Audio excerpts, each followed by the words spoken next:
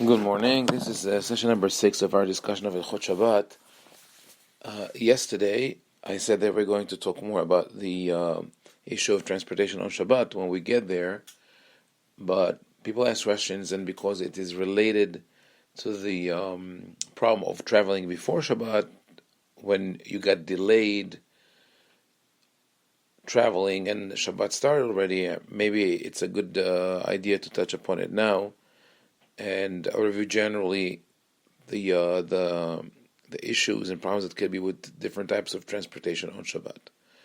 So, as I mentioned yesterday, there's the Isur, the prohibition of Tehumim, not going outside the Tehum on Shabbat, which is 2,000 amot, about 1,000 meters, close to 3,000 feet outside the boundary of the city. As long as you walk within the boundary and there are houses built next to each other, even if there are bridges are part of the construction, so one can walk in some cities for days and not reach the end. So it would be only in rural areas and small places that one might have this problem of getting outside the Tehum.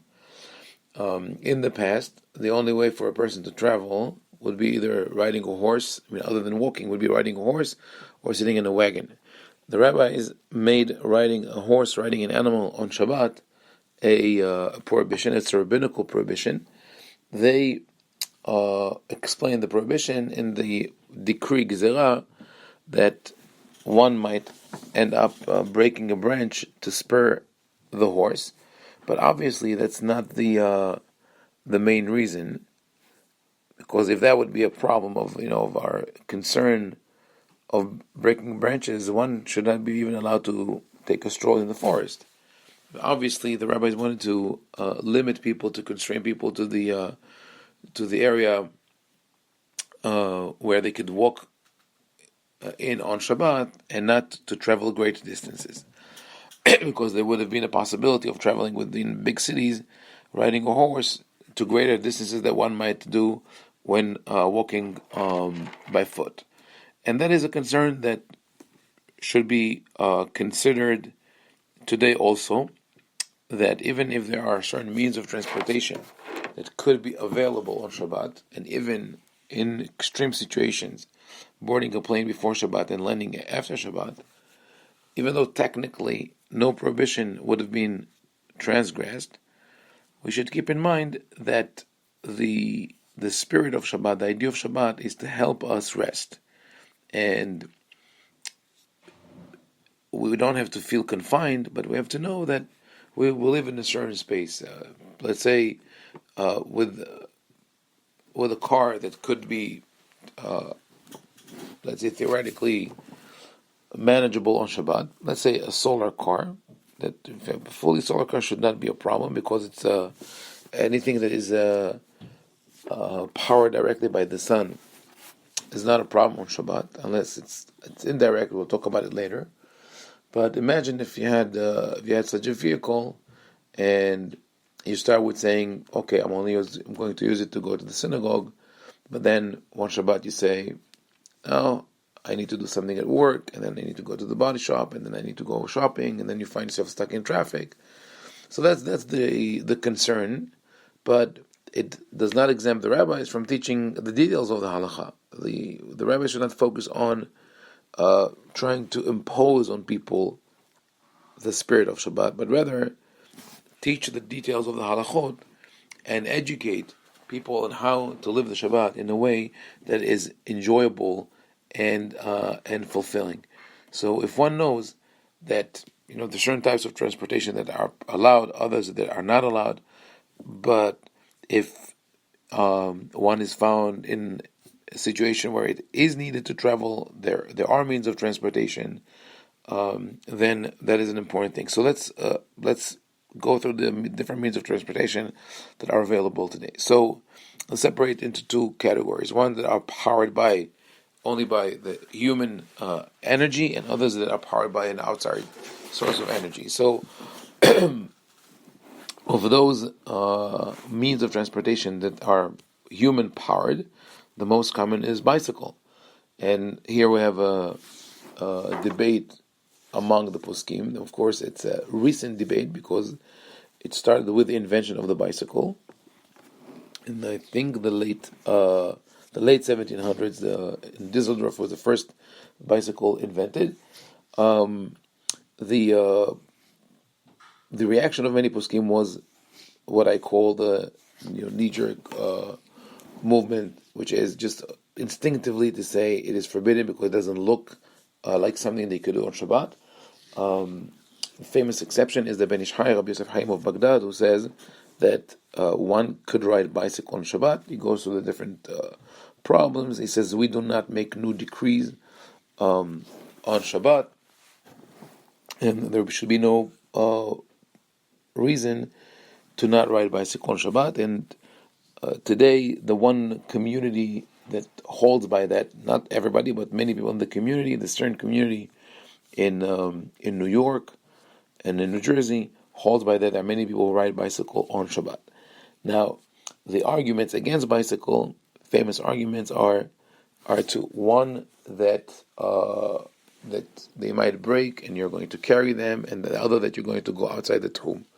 So the Tuhum, or the boundary of Shabbat here, is not necessarily a problem, because since one is sitting on the bicycle, it is not considered getting out. Getting out is only by foot, and not when riding on the bicycle. One could be is sort of carried above the ground into another boundary. But leave that aside. That could be a problem for some people. The question of fixing the bicycle. So many people bring up this issue of gzera shema yetaken kli. There's a decree that you might end up fixing something. So first of all, this is taken out of context. In the original text of the gzera shema yetaken kli, it speaks about creating the taken, not in the sense of fixing, but rather in creating a musical instrument. But even if we think about it as fixing something, or is part of construction, which would be forbidden on Shabbat, construction is only in something that is connected to the ground and not in utensils or movable items.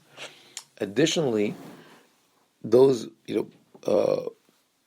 who ride a bicycle regularly know that there could be two main problems. One, that the chain falls off, and the other one, that you have a flat tire. So if the chain falls off and you put it back, you keep riding, it will fall off again. So it's never a permanent fix.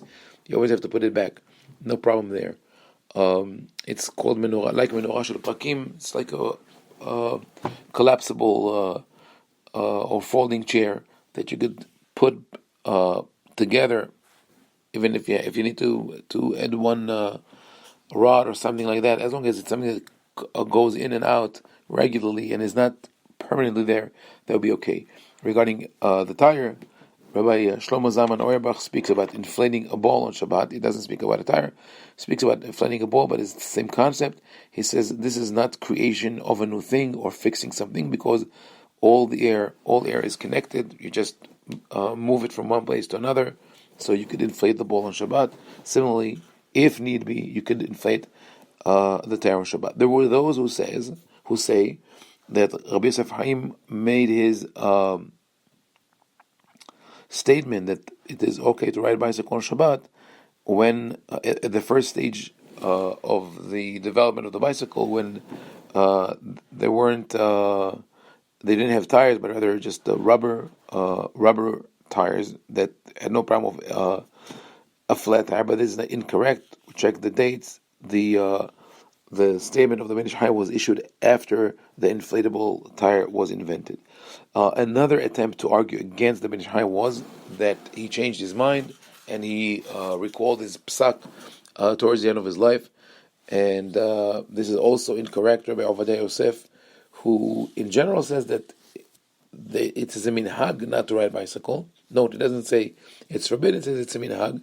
So obviously where there is a minhag to do so, you could do it. Or even if there's no minhag in your place, but the minhag exists, there's room to say that today anyone, anywhere in the world could adopt a minhag from another Jewish community, because we live today in a global village. People are aware of the minhagim of others. No one could say, for example, if I see someone riding a bicycle on Shabbat, I'll be shocked because I never knew that it is allowed. Because people know about the practices of other communities. For that reason, you could find, for example, in a synagogue, some people standing during Kaddish and some people sitting, because they know that different communities have different practices. So back to the argument of Rabbi Ovadia Yosef, he says that those people who say that the Ben Ish Hai, Rabbi Yosef Haim, changed his mind, are spreading false rumors.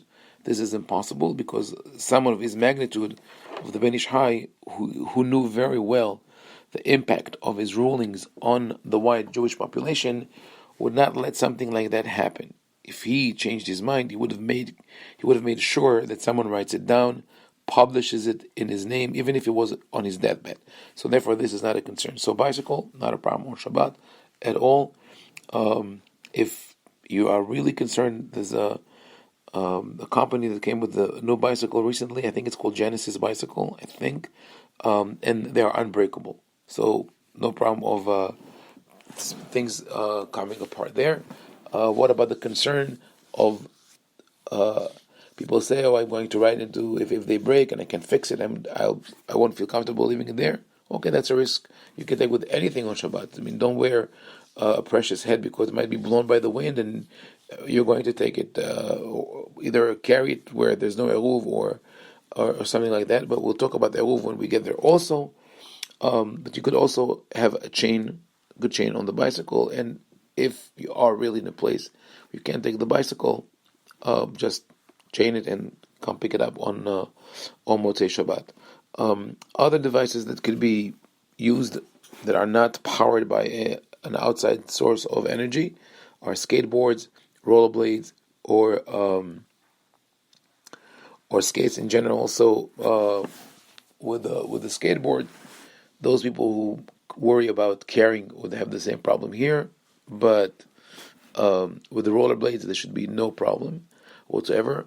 There are those who argue that you cannot use rollerblades because they leave marks on the ground. Again, this is not a valid argument, because if that was the case, you can't even walk on the ground because your shoes leave marks. And the rule is that anything davar shelo mitkaven mutar. This is not your intention to leave marks on the ground. You're not trying to plow. You're just rolling on your rollerblade. So that is not a problem. So that is regarding means of transportation that are powered by only by human energy. Now we have to talk about other types of transportation. We'll do it tomorrow, and I'll just mention the categories in general, where we have to distinguish between one category and another. So there are certain means of transportation that go on a regular schedule, like a shuttle, a bus, a train, subway. They stop, regular stops, they pick up people. No matter if you're there or not, they will stop. That is one category. And then there are vehicles or other means of transportation that are especially for you. Also, one has to consider whether it's done only for a Jew, or are there other passengers in the car or in that vehicle. And a major distinction that has to be made is what type of engine are we talking about? Is it electric or combustion engine? Because there'll be a difference regarding the levels of prohibition that are being considered here. And when we make it secondary by telling a non-Jew to do it for us, the distinction between biblical and rabbinical could make a huge difference when it comes to halakha, and we'll talk about it, God willing, in the next session.